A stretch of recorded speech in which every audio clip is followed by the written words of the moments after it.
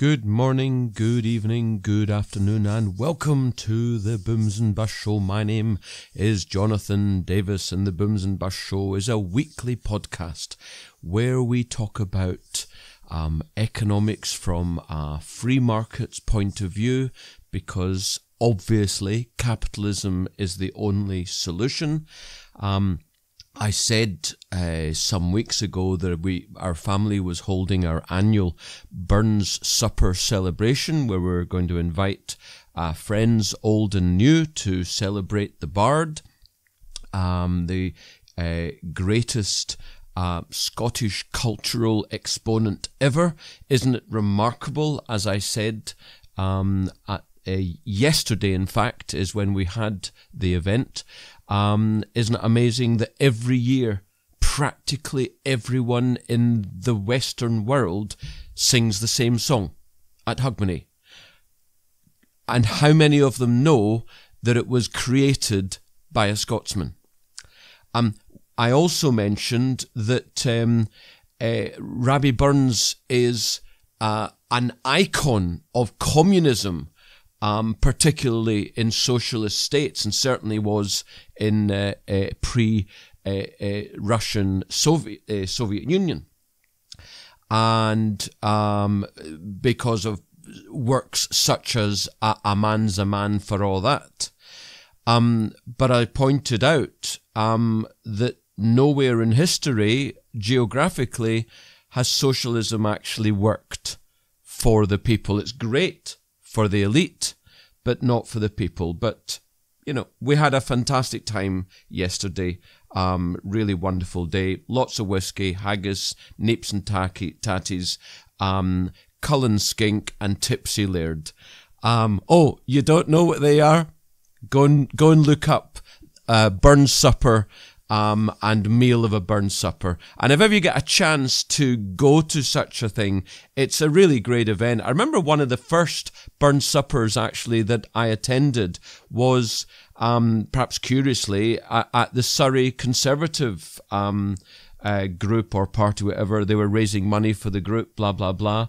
As you know, I'm not a party politics guy, but I had a couple of clients who were just along the road from the hotel that we were holding at. I had a friend who said he was one of the organisers, and I thought, oh, I could take those clients. It was actually a great affair. It was a great evening. Burns Supper, absolutely love it. If you get a chance to go, you must go.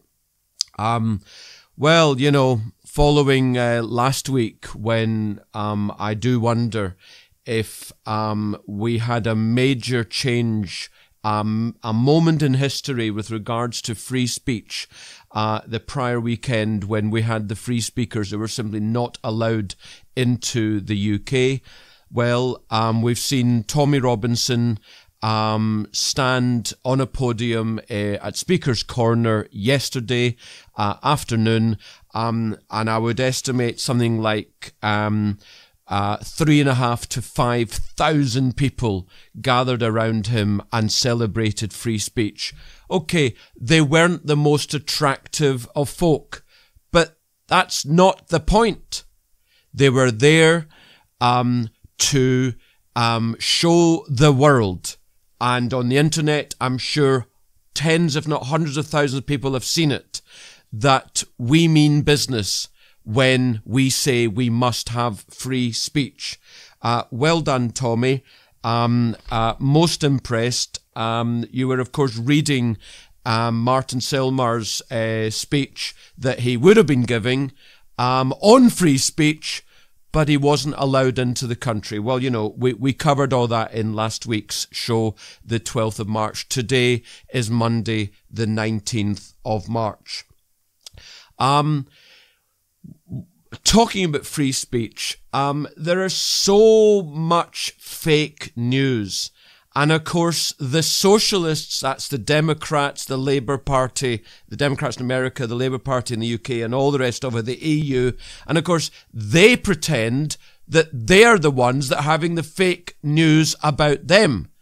Well, anyone who is even, for a nanosecond, objective can see, obviously, that the socialists are the ones creating all the fake news, and we conservatives and the likes of the Brexiters, Trump, and no doubt the anti-EU lot in Italy, who won a resounding victory. You know, EU's just falling apart. But it's us who are at the who are receiving the fake news. And just to show you how fake it is, and just to show you how nonsense politics is, and more to the point, politicians, just listen for a minute to what a certain senator in 2005 said. I believe you'll recognize his voice. We all agree on the need to better secure the border and to punish employers who choose to hire illegal immigrants. We are a generous and welcoming people here in the United States, but those who enter the country illegally and those who employ them disrespect the rule of law, and they are showing disregard for those who are following the law. We simply cannot allow people to pour into the United States undetected, undocumented, unchecked, and circumventing the line of people who are waiting patiently, diligently, and lawfully to become immigrants in this country. So don't tell me that the Democrats, Obama, Clinton, don't tell me that they don't spread fake news left, right, and centre. The guy who was trying to make illegal immigrants not just legal, but they could also vote for, no doubt, more illegal immigrants to come in. And this is what he was saying about a decade before he was up against Donald Trump. I mean, it's just utter nonsense.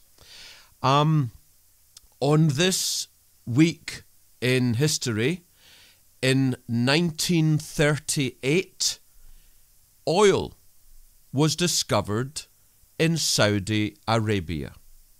Now, have you ever seen Lawrence of Arabia? First of all, majestic film, majestic music, majestic acting, unbelievable. David Lean, the director, at his absolute finest, one of the finest movie directors of all time. Of that, there surely is no doubt. You'll know that the whole of, I don't know what you call it, the Middle East, I guess, I was going to say the Arabian subcontinent, but the Middle East was just desert. It was just rock. It was... It was not even a third world country. It was full of nomads, and so-called sheikhs, princes, and kings over nothing, kings over worthless land. And it's amazing to realize that it's only about 80 years ago. In fact, it's exactly 80 years ago that Saudi Arabia, or no doubt through the likes of BP oil engineers, they found oil. And only, if that was 1938, 48, 58, 68, only about 30 or 35 years later did you then get the oil crisis in the early 70s. We had oil went up 4 times, 400% that is, and general inflation went up to around 20% in the West. And look at Saudi Arabia. Look what it did over the next few decades. It funded Al Qaeda. It funded enormous amounts of terrorism, and look what it spread around the Western world. It obviously funded lots and lots of mosques, hate preachers, hate imams. I mean, it's diabolical. But hey, this is history. This is reality. The next thing I want to move on to is a piece I did with Talk Radio last week. In other words, since the last show. It was, I think, the day after Philip Hammond, the UK Chancellor's, that's the Finance Minister's spring statement. It's not a budget anymore where he's doing his annual his 5-year budgeting. No, it's just a statement of finances. But listen to what I said as to what actually a spring statement or an autumn budget actually is. This is me with Daisy McAndrew. I think last Wednesday. So what would that have been? The 14th of March, 2018. Have a listen. Delighted to have Jonathan Davis. Jonathan, you're an economist and podcaster. I must mention Booms and Bust, I believe, is your show. Good evening to you. Hi, Daisy. How are you? I'm all right, thanks. Very good. What did you make of the Chancellor? Did he have due cause to be Tiggerish? Well, of course, it's a party political broadcast, a spring statement or a budget. I mean, that's what they're designed for, ultimately. They pretend it's about managing the economy. No, it's to tell the world or tell the British public that they're brilliant and they should re-elect them. So, mildly he should be content because, of course, there's no major shocks going on right now. But the UK economy is really controlled, if that's the right word, or affected by the global economy. We're not I was going to say we're not an island. in a sense we are, of course. An economic island. But it's the global economy that determines the UK economy, so long as governments are not massively getting involved. If they could stay the heck out more than they do, then we'd certainly be doing a great deal better than we are. And the global economy, certainly I think the top 6 economies in the world at the moment are, for the first time in more than a decade, all doing rather well. So ergo, we should be doing well too. And that's exactly the point. If anything, we should be mildly concerned that you just said it. In more than a decade, it was 2008, we had the last recession. It was a global recession. And the fact is, these things come around roughly every 10 years or so. The one before that was the early 2000s. So I'm not saying we're going to have one this year or even next year, but the fact is we do have a recession roughly every 10 years. But certainly between now and the next 2 or 3 years, and that's really the kind of timescale that politicians think about, yes, from his point of view, as a politician, that's his career, he should be Tiggerish. For the rest of the country, no, we're only looking at about 1.5% per annum growth, which is essentially what we've had for the last several years. And, as John Maynard Keynes, famous economist in the mid-20th century, said, a depression, an economic depression, is an extended period of slow or no growth.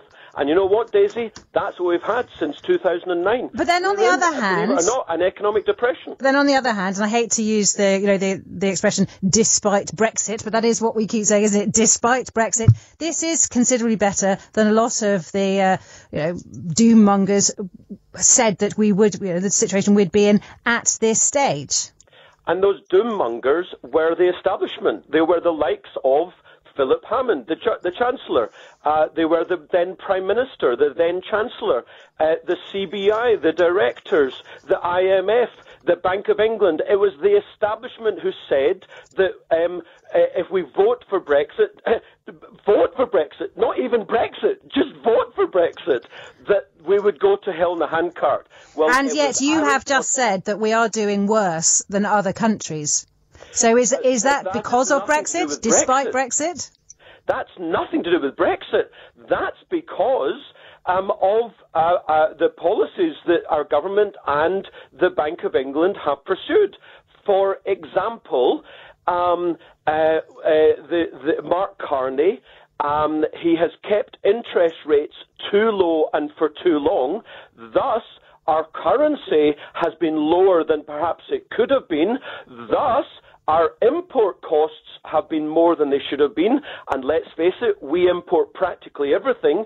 Therefore, our cost of living has been higher than it should have been. And then on the other side, on incomes, the fact that we've only had about 1.5% per annum growth for so many years, and if you look at the detail, the bulk of that has gone to the top 10%, which means not everyone else, the bottom 30, 40% are on like £9 an hour. Don't tell me about all-time high records in employment when it's £8 or £9 an hour. That's the reason why we've got lackluster growth. So it's nothing to do with Brexit. It's government policies and Bank of England policies. So how can we increase our productivity?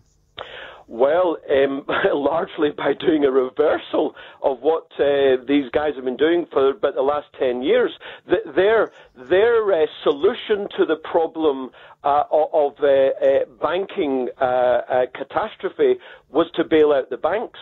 Well, you know, what that means is that they borrowed £1,000 billion from the next generations.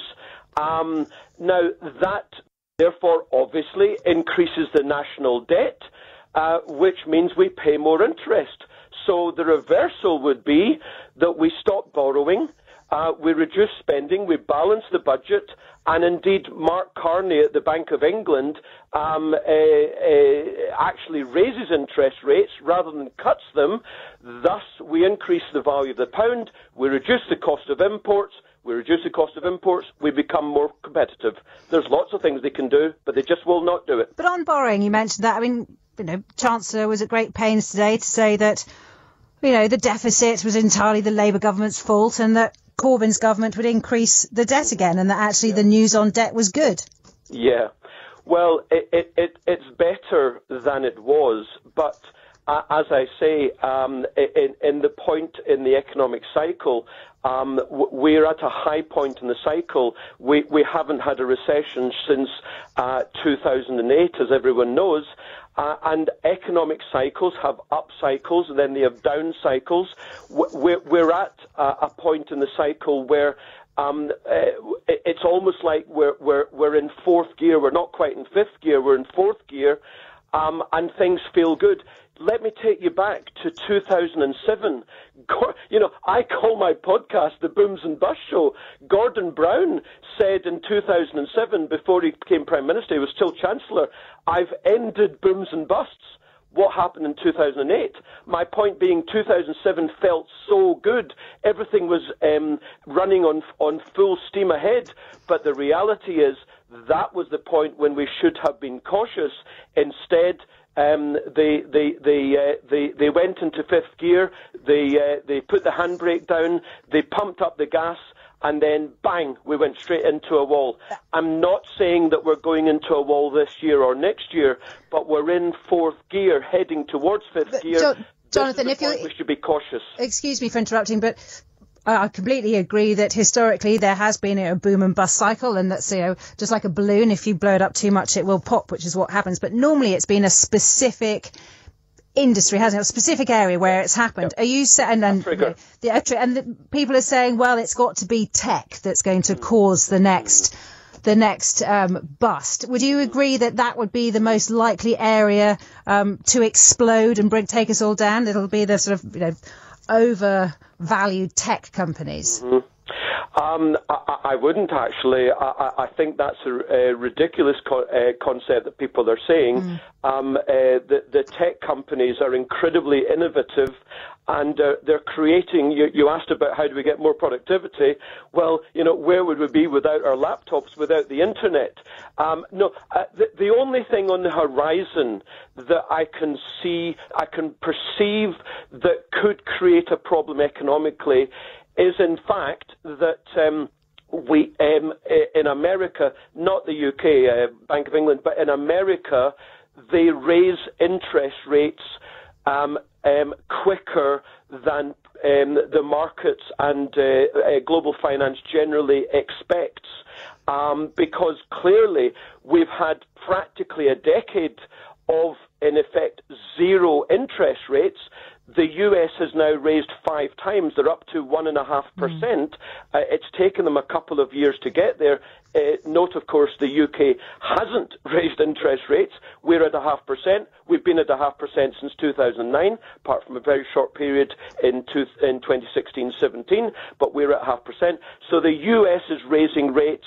And if they raise too quickly, then yes, that is, clearly with a hugely indebted global society, that could have a negative effect. But I don't see them doing that too quickly. So I think 2018 and maybe even 29 should be okay. But maybe the second half of 2019, then you could have problems. Well, of course, we all know who will be avidly following the American economy in 2019. We know about there are economic cycles and there are presidential cycles, and certainly if you look at Donald Trump at the moment, he's constantly claiming that the American economy is in rude good health and that it's all down to him, and that the American stock markets are at all-time high and that's all down to him, and so on. Do you buy that? No, not at all. Irrespective of the fact that he's been a businessman for 40 years, he is now, for the past few years, he's a politician. So he thinks and acts like a politician. And like Philip Hammond yesterday, he's acting Tiggerish. He's showing to the world that everything's fine, everything's fine and dandy, so vote for us the next time there's a vote. Well, we should take what politicians say with a massive pinch of salt. The US is growing reasonably well, but similarly, it's about 2%. It's not at all strong, and just like the UK and indeed most of the West, the bulk of the growth is going to the top 10%. That's not because of Trump or even in spite of Trump. Similarly, in the UK, it's not because of or in spite of Brexit. It's just global central banking policies, keeping interest rates lower for longer, governments continuing to borrow. I mean, the United States are going to borrow this year $1,000 billion. I mean, it's a remarkable amount of money. Well, of course, if you borrow that amount of money, you can keep the plate spinning, but that's where, as I say, potentially interest rates could come back and bite you, perhaps in the next year or two. Jonathan, before I lose you, I must just ask you about, obviously, the much bigger economic story of the day, which is the future of the penny coin and the 2p coin, which last night seemed to be that their days were numbered, and then today we've had this massive government U-turn that, no, our 1p and 2p pieces are safe. What did you make of all of that?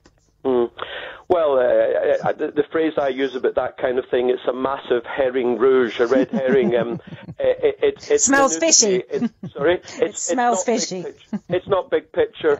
Ultimately, the costs of living are such that pennies are ultimately irrelevant. The big picture, Daisy, is that governments globally want to get rid of cash.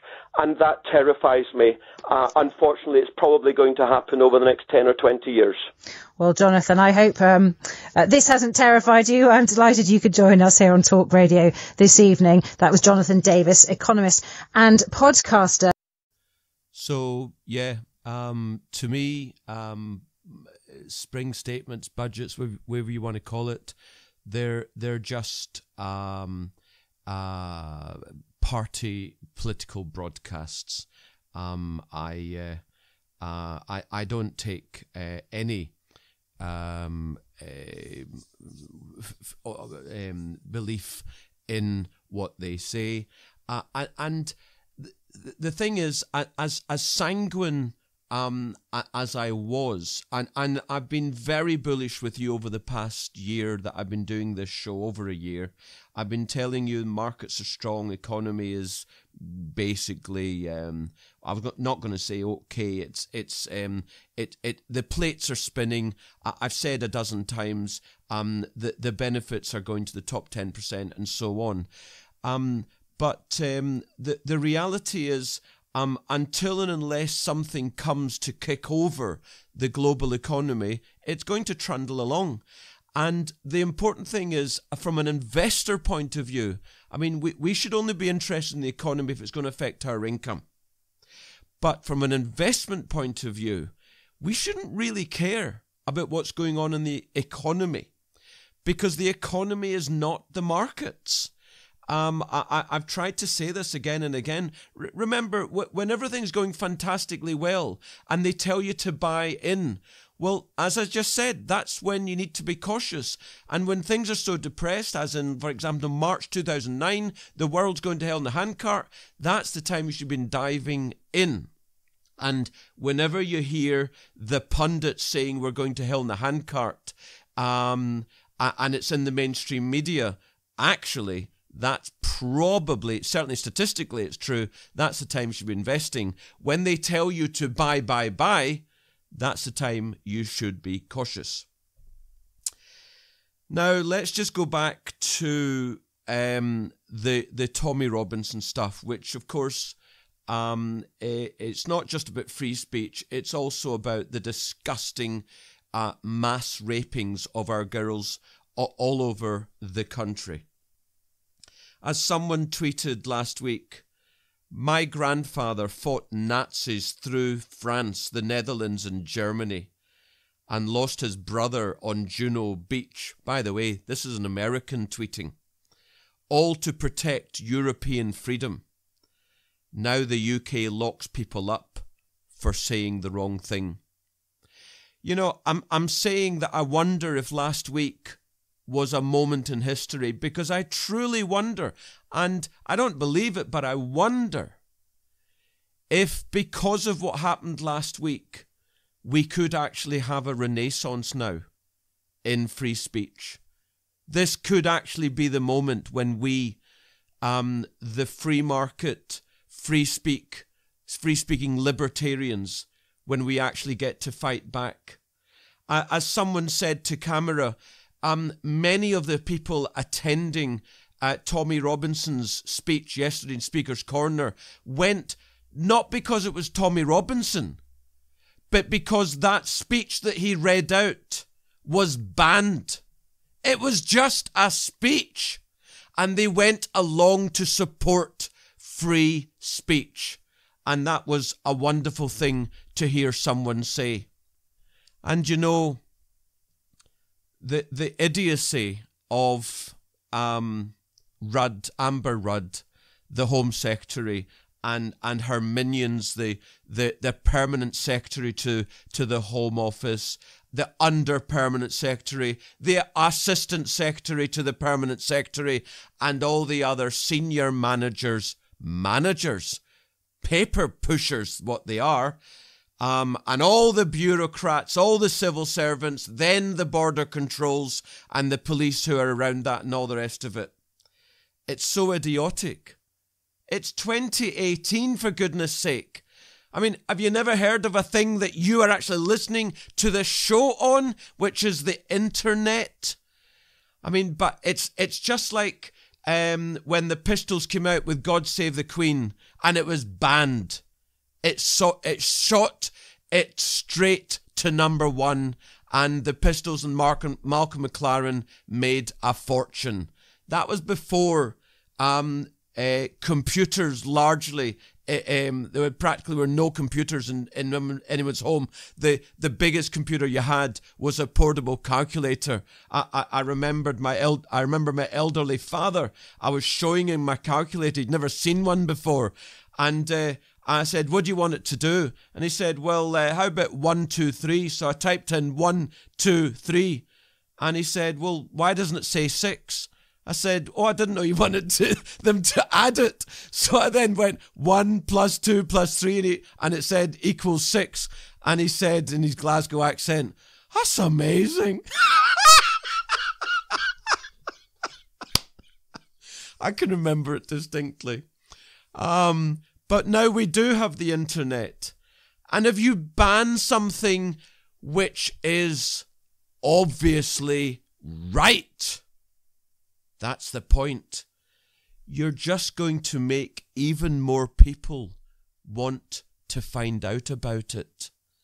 And that's why perhaps I can be the mildest optimistic that the banning of those free speech activists in leading up to last weekend, maybe that's a moment in history which, you know, it'll go down in history.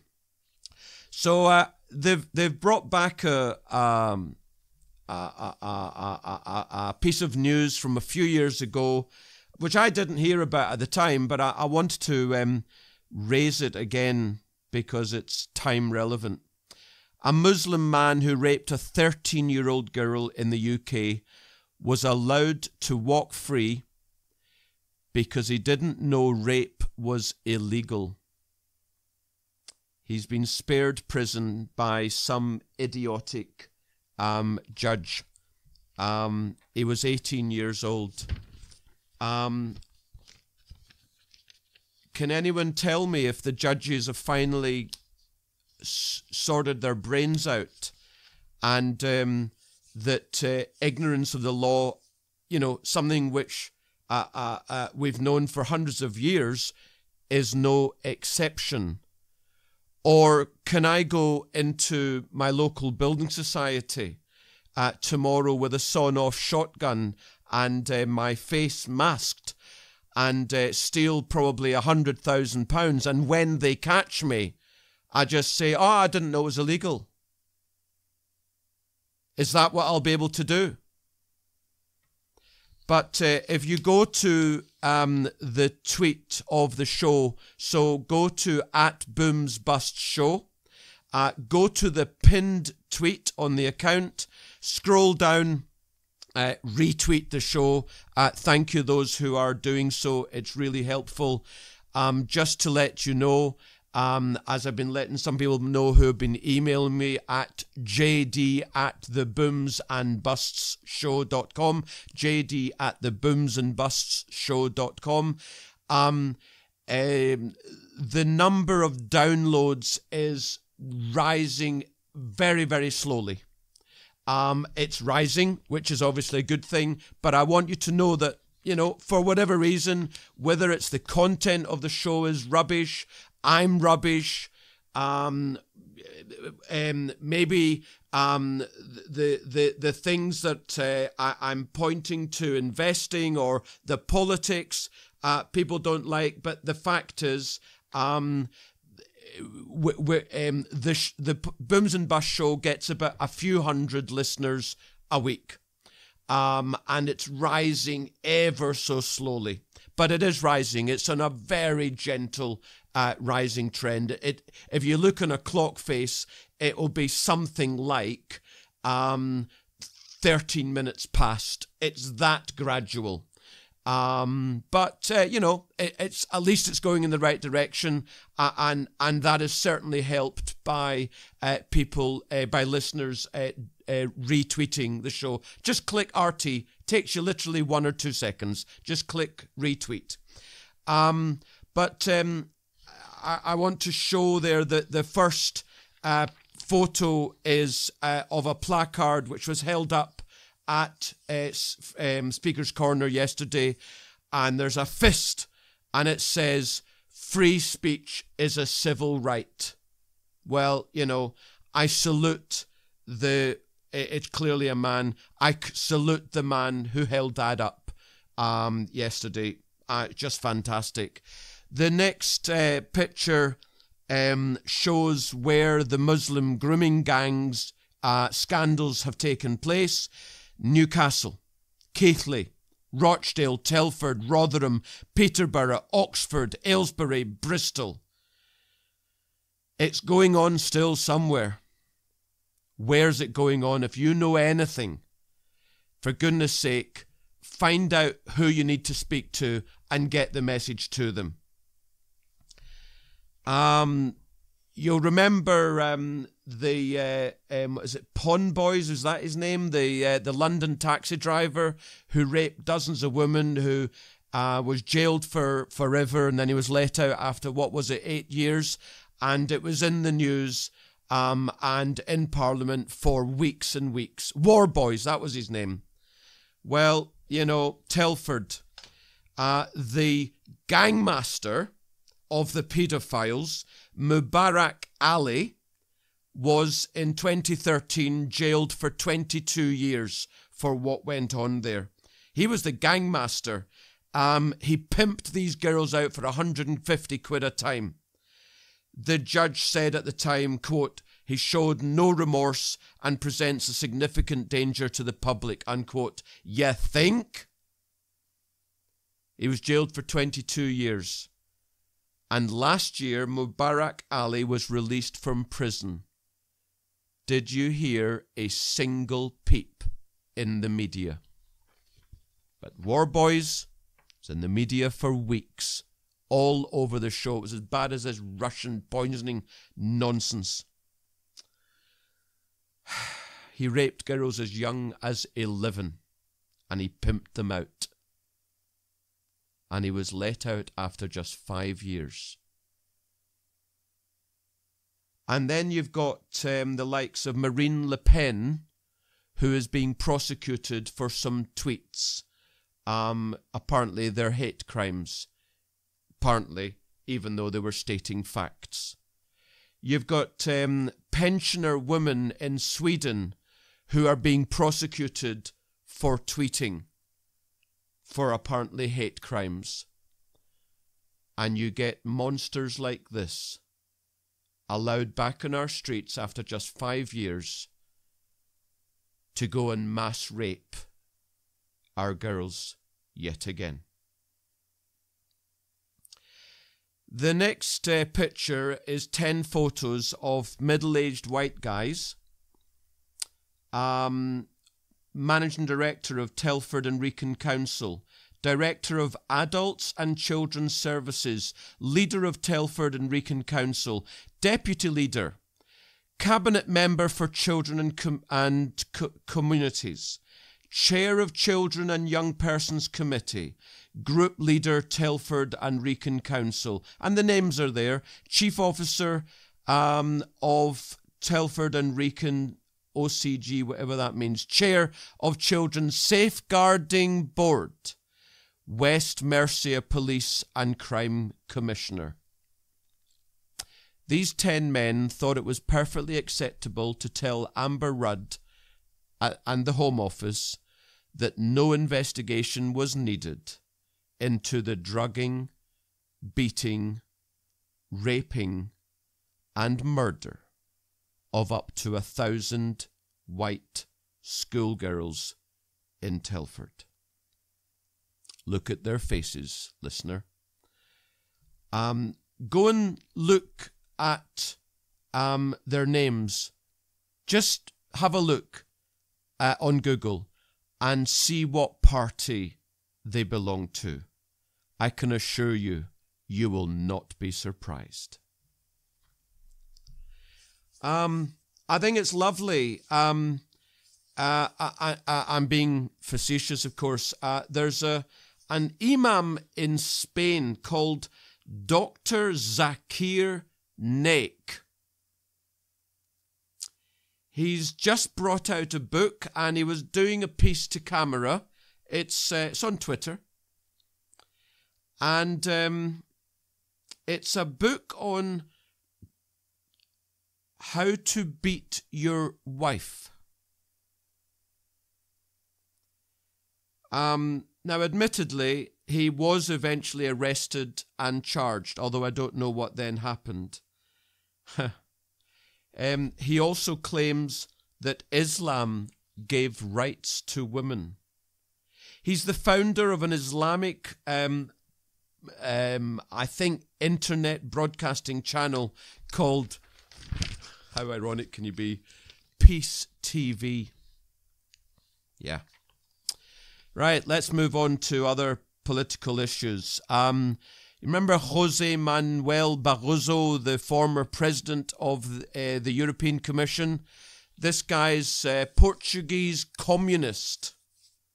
Of course, he earned hundreds of thousands a year, tax-free, in the bureaucracy. And he's gone to work for Goldman Sachs, where I can tell you he will earn at least 10 million euros a year. How do you think Tony Blair's worth 200 million quid? because he's been working for many years now for JP Morgan. It's what happens. It's just, we talk about the politicians wanting to stay in the EU because the EU is the ultimate gravy train. You're naive if you think the EU is the ultimate gravy train.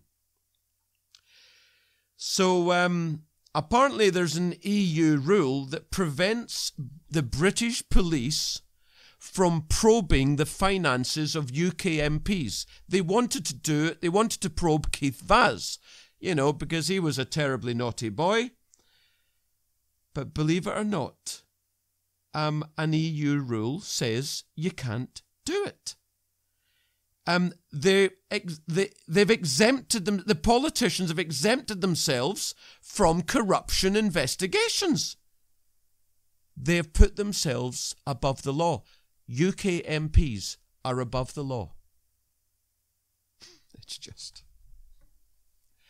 talking about the EU and Brexit, and Paul Williams, chap on Twitter, HIP_energy. Quite rightly said, just imagine if there was a general election and after the result an onslaught of those that had lost, then campaigned day after day, week after week, month after month, and said it should be ignored. And it was backed by the BBC, Sky, most of the press, the Lords, most MPs. That would be described as the end of democracy. Yeah. You get my point. Poor chap by the name of Mahmoud Abu Zaid is an Egyptian journalist. He took photos at a demonstration, and the Egyptian prosecutors, the government in other words, and let's face it, when in the Middle East, not in Israel of course, in most of Europe, there's a presumption of guilt and you have to prove your innocence. The Egyptian prosecutors are seeking the maximum penalty of death by hanging for taking photos. This is the Middle East. This is what you get. Not Israel. In Israel, you have habeas corpus, you have jurisprudence, and you have innocence before being proved guilty.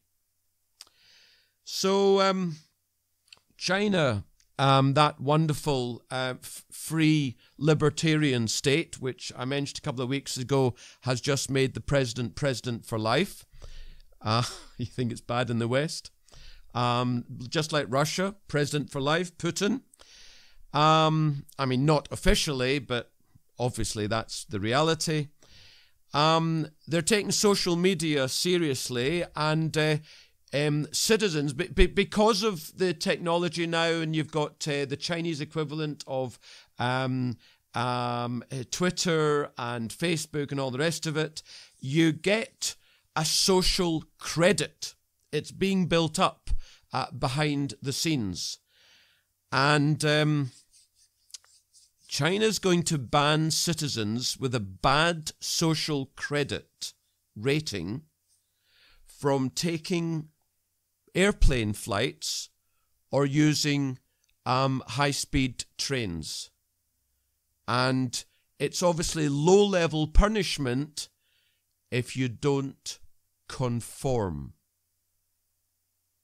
Tell me this isn't 1984, because it blooming well is.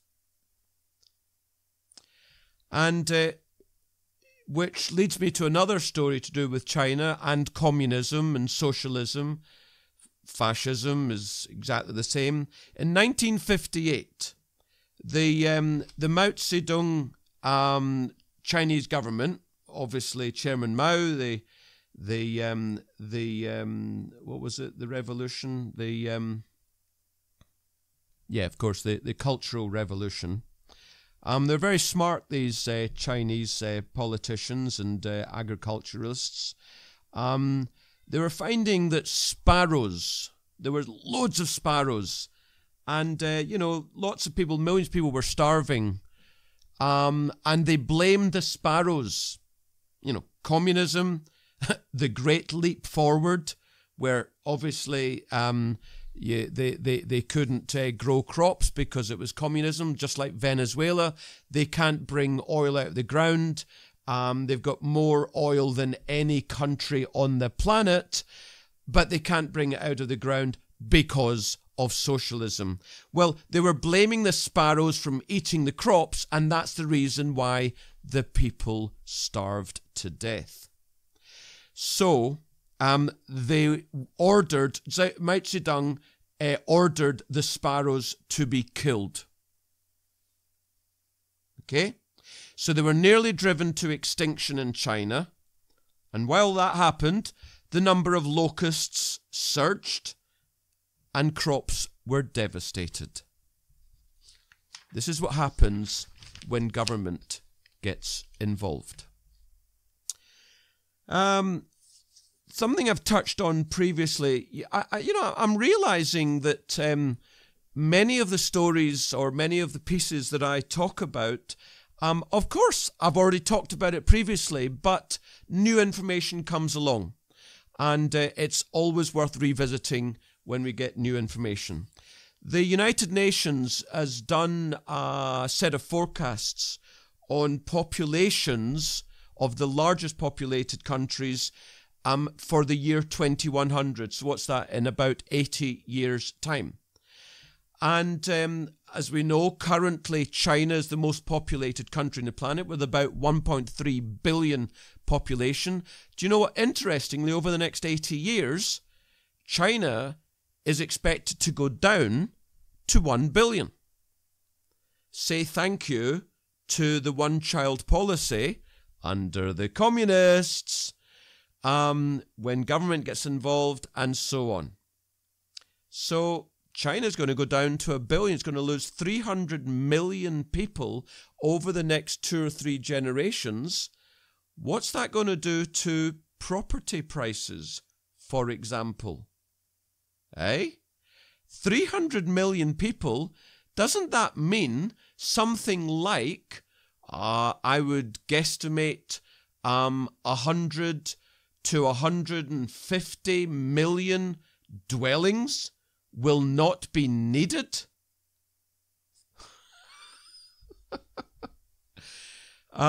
India will become by far the biggest, most populated country on the planet with over 1.6 billion.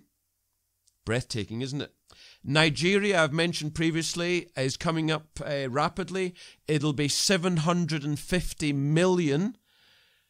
Nigeria, 750 million over the next 80 years. That's what it'll get to. The US, they reckon, will get up to 450 million. The Democratic Republic of Congo, 390 million. Nothing at all democratic about it. Pakistan, 360. Tanzania, 300. Indonesia, Ethiopia, Niger, Uganda, Egypt, Brazil, all above 200 million. Bangladesh, 170 million. The Philippines, about 170 million. Notice that every single country there, apart from the United States, is in emerging markets. Are you invested in emerging markets, listener? If the emerging markets, indeed the frontier markets, which are even below emerging markets, then you get frontier, then emerging, then developed. If frontier and emerging markets are where the massive population growth and therefore, come on, economic growth is going to be, apart from China, well, we don't know about economic growth, but we know about population. Shouldn't you be having a sizable amount of your money in emerging markets? I'm going to come back to that later. On the subject of fake news and socialism and the hatred that the socialists put out, there's a very interesting couple of pictures that someone tweeted. Book burnings under Nazi Germany, they don't look like this any longer. You see them doing the Sikh Heil and all that nonsense. they now look like this. This video has been removed because its content violated YouTube's rules. It's true. 80 or 90 years later, that is the equivalent of burning books. We have to have free speech. It's the foundation of our freedoms.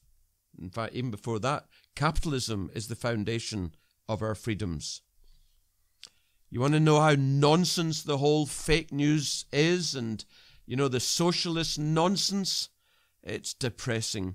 A charity called in police to deal with a teacher who, quote, misgendered, unquote, a pupil. Mermaids, which supports children who believe they were born in the wrong body, you couldn't make it up, said the teacher had committed a hate crime because he didn't address the child using his new gender, a child. So you can't vote, but you know what your gender is. The youngster who had switched from female to male wanted staff and pupils at his school to accept his new identity. Under the Equality Act, schools have a duty to accommodate transgender pupils. Madness. And make sure they don't suffer upset or bullying. According to Mermaids, the teacher often failed to use the correct gender. Well, I'm sorry, you would forget, wouldn't you? If you're looking at a boy or a girl, you'd say young man or young lady, wouldn't you? Using the gender pronouns for the boy, he, him, and his, even though it was actually a girl. The charity said the reminders of his past as a girl had caused the boy to become depressing. The reminders of his past as a girl? Excuse me. Does this child have a vagina? Volunteers from Mermaids intervened on behalf of the boy, and when the teacher refused to accept their point of view, good on you, teach, they called the police. Susie Green, who heads the charity, told the Times Educational Supplement the tough action was necessary to protect the boy's mental health. Oh my goodness. We had to get the police involved because a young student was being regularly misgendered by his tutor. The tutor dismissed it until he was informed that it counted as a hate crime. Like we're all going to know that. The matter has now been resolved by the police, but in the meantime, the student was off school with anxiety and depression for 2 weeks. In my day, I'd have given that kid the strap if I was the head teacher of that school. This damage to their mental health was unnecessary and completely avoidable. This is a report in a newspaper. This is why the law exists and why we must stick to it. The law is an ass. The charity didn't say how old the child was, I'll bet, or whether the police took any further action against the teacher or the school. Mrs. Green said schools had a legal duty to respect the wishes of children who want to identify with the opposite gender to that with which they were born. The law is an ass. How did our MPs let this happen? How did they vote for this? Because they are numpties. They're in the trough, every one of them. Chris McGovern of the Campaign for Real Education. Does he drink ale as well? He said, the general population are unlikely to support the use of police to enforce a language code in schools. Ya think? Mermaids are well-intentioned. No, they bloomin' well aren't. They are not well-intentioned at all. But in this instance, they're doing more damage than good. We all want tolerance, and people should be taught to treat each other how they should wish to be treated themselves. But enforcing language using the police will antagonize. It could even make transgender children the focus of resentment. I'm reminded of the great MP Nadine Dorries, a great conservative. I just love this woman. But she said something ridiculous. She said on Twitter, Hilary Benn is a great guy, but, and then went on to talk about his EU stance. And I tweeted to her, no, Hilary Benn is not a great guy. There is no socialist on earth who is a great guy. It's not possible. Katie Hopkins, who I gather was at the Tommy Robinson speech, she's been doing a lot of work telling us about the dreadful situation in South Africa, where they've literally been murdering white farmers, just like in Zimbabwe in the 80s and 90s. And indeed, I looked at this issue, and we did it 2 or 3 weeks ago, and we actually heard the words of the Prime Minister and the leader of the third party, and they're congratulating themselves for committing these crimes. Thomas Baloyi, aged 25, killed a white farmer, although this piece said killed a farmer, with 7 other terrorists. The magistrate gave him bail. He was then killed in another farm attack. Hashtag farm attack. It's even got its own hashtag. By the next farmer.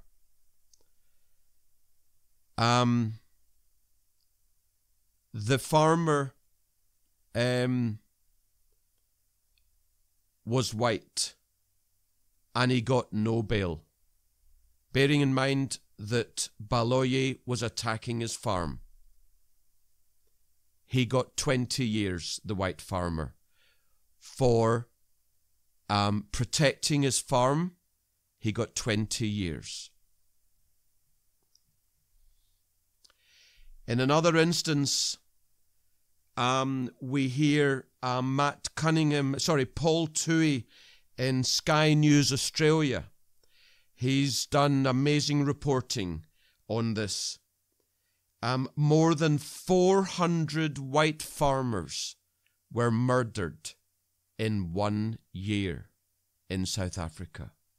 400. Where's the political outcries around the world? Where's anything?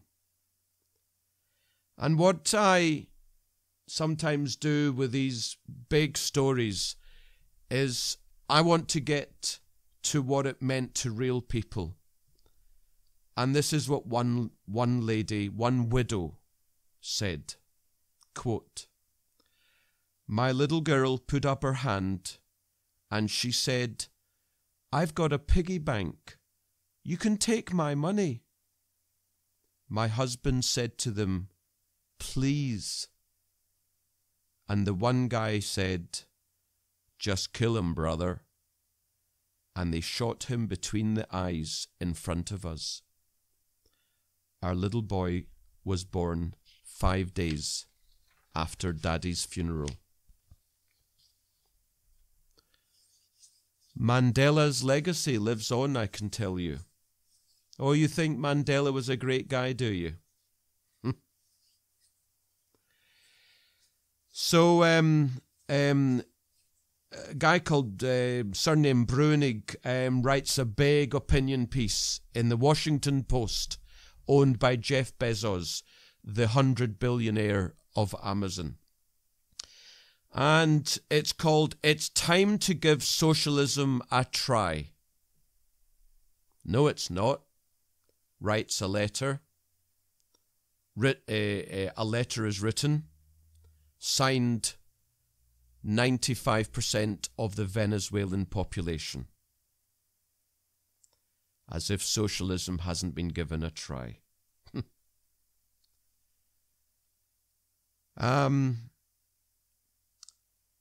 Mr. Neen is the new South African finance minister. Quote, "Our people are poor because there is a shortage of money in the country. So we will print more money and give it to the poor and make all of them billionaires, if that is possible, unquote. Venezuela number 2. Have I not said that in recent weeks? Have I not said that? Oh, so someone listening to this show thinks I'm anti-black? Oh yeah, that's very clever. Let me tell you something. There are 27 million black people still owned today as slaves. Owned in Muslim countries. No socialist anywhere in the world complains about that. Isn't that funny? Money. I see, in fact, it's a bloke called Solzhenitsyn on Twitter. He's been saying that the UK government is trying to sell off its Help to Buy loan book, which started in 2013. And to remind you, the first 5 years, you didn't have to pay a penny for the loan. They only started coming into payment in the 6th year. Can you believe it? You got 20% of the amount of money to buy the property, 40% in London. What a joke. But you didn't have to pay a penny for 5 years. So the Treasury is trying to sell off this £7 billion loan book, just as the borrowers are now having to start paying. And I tweeted back, of course they are, because there's no way on earth that they're going to force borrowers to pay the money. But if they sell it into the private sector, it's the buyers of this loan book, the bank that buys this, who'll be hounding the borrowers. And just think about that.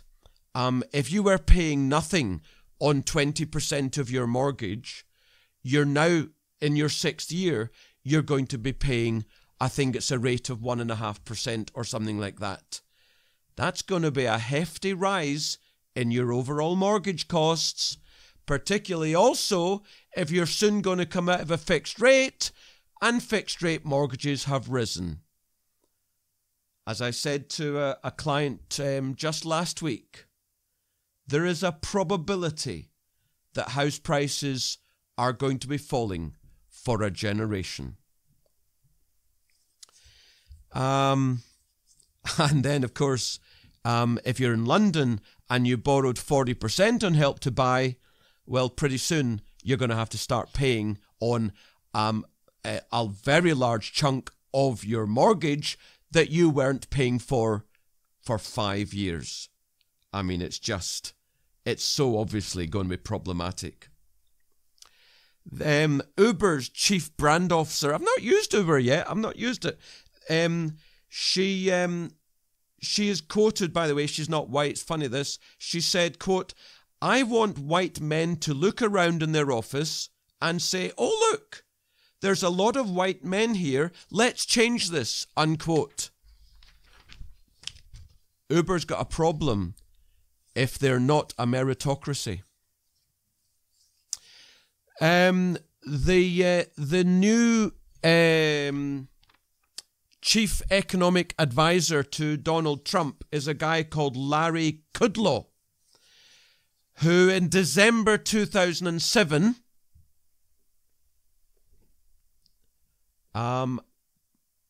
just as the US was entering recession, the biggest recession in decades, he said, quote, "There is no recession.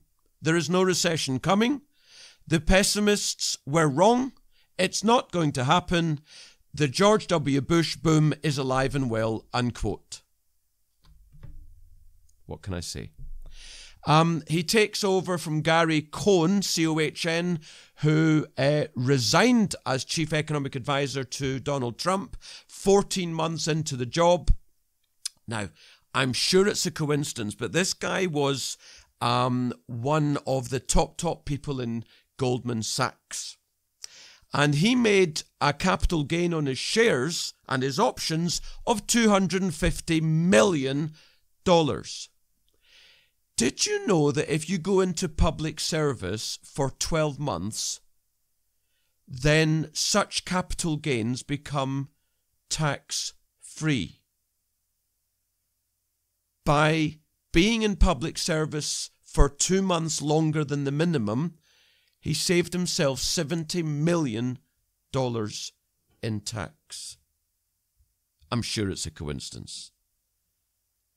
And Trump's draining the swamp, apparently. Well, in a sense he is. We know he's getting rid of FBI and CIA guys, so, you know, maybe he is. Who knows? But